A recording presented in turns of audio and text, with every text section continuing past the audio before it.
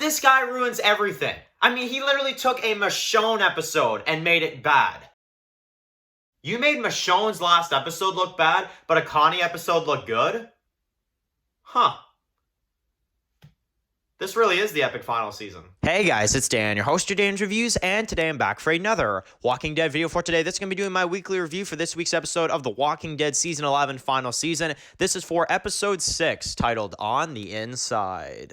She thought they were being followed. You're either with us, or you're not.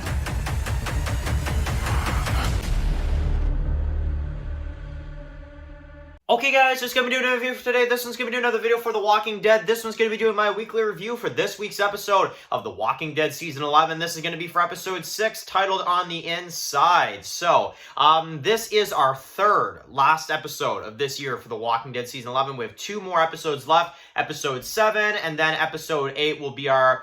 I like to say mid-season finale, but I almost have to kind of, correct myself when I say, no, it's actually just like the first half, or like first quarter finale, or anyway, something like that. Finale. The point being, there's a finale coming up, right? So, this episode was really good. Okay, now... This episode, it's not as good as some of the other episodes, like your episodes, 1, 2, 3, maybe even 5, 4, all these episodes, this probably is the weakest of them all for me, but at the same time, I do want to kind of specify, I do think this is a good episode. I really do. I think this is actually a really good episode. And I'm very curious to see what people think about this one, because this has been a storyline that we have been fearing ever since 10/16 of The Walking Dead. When Virgil picked up Connie, we were just like, oh my God, this is going to be so bad. And we did get our Connie episode, and I can say it delivered. It actually delivered. So let's talk about the plot in this one. You've got Connie and Virgil that are venturing off. They go into this house, basically, and, Virgil is insisting that Connie get some rest, but Connie doesn't want to. She's almost like just kind of too scared of what's kind of around them.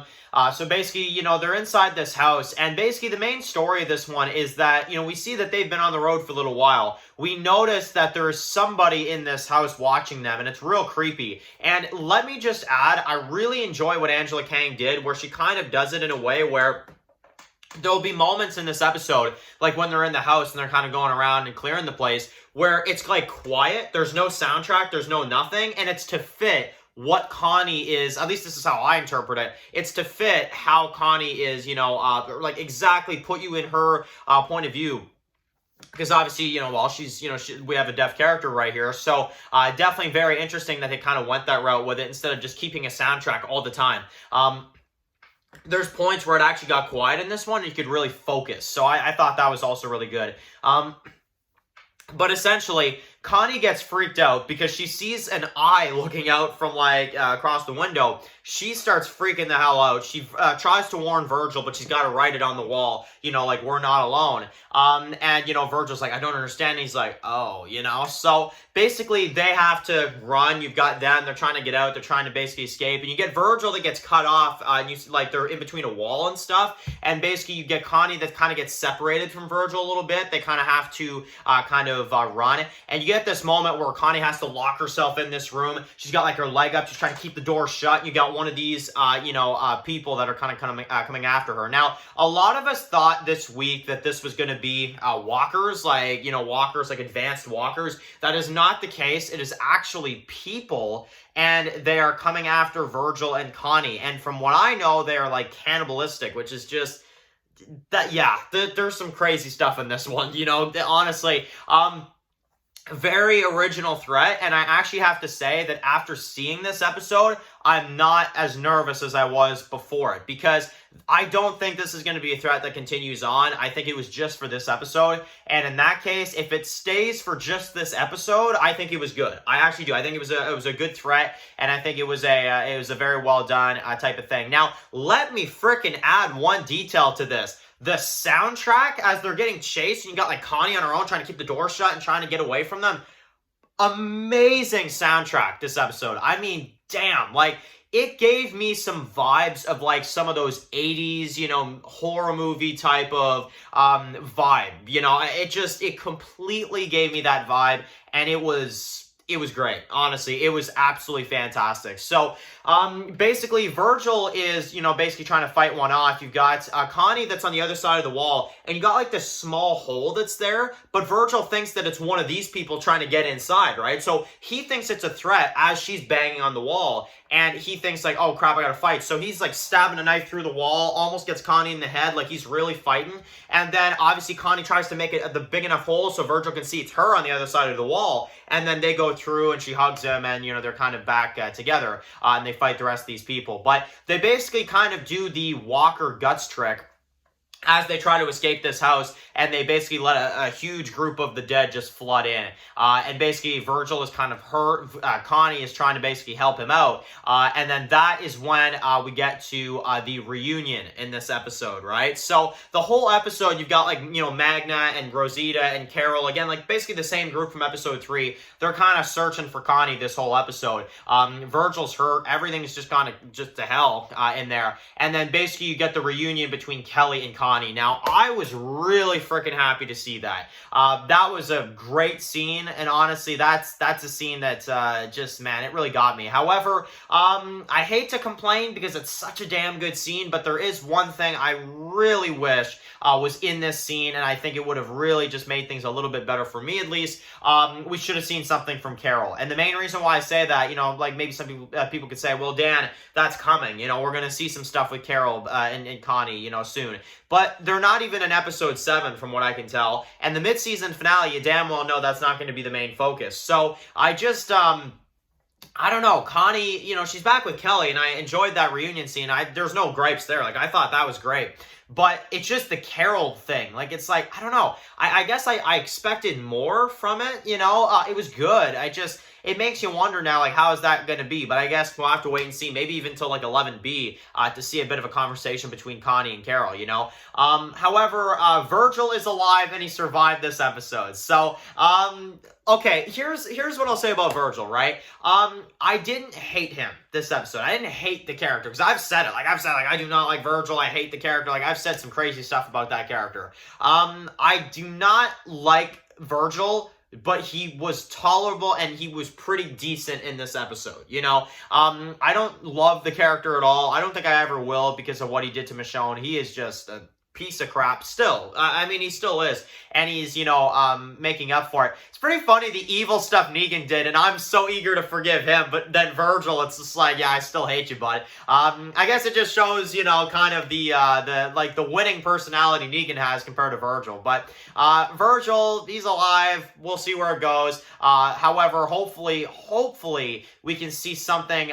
brick related or something with this guy, serve your purpose somewhere, Virgil. So, yeah, and, I do actually have to also include, there were some Michonne references in this one, which I thought were absolutely great. So that's another compliment I'll definitely give the episode. Now, the next plot in this one, and basically, well, the only other plot in this episode is we get to see Daryl. Now, Frost is, of course, being tortured by Carver. You've got Daryl that kind of steps in per, Pope's demands, and basically you've got Pope that kind of watches Daryl torture Frost. Now, he kind of starts roughly decent, and then Daryl starts punching him. Carver doesn't really believe Daryl this whole episode. He's kind of bugging him the whole time. And he's like, we've already done this, And basically, you've got, then they give Daryl a knife. And then, yeah, he chops one of Frost's freaking fingers off. So, dang, right. Just, wow. So, Daryl's trying to get the information. He does get it out of Frost because he kind of has no choice but to get the information out of him. It's what Pope wants. Daryl, team player in this one, still just really trying to make it seem like he's on their side,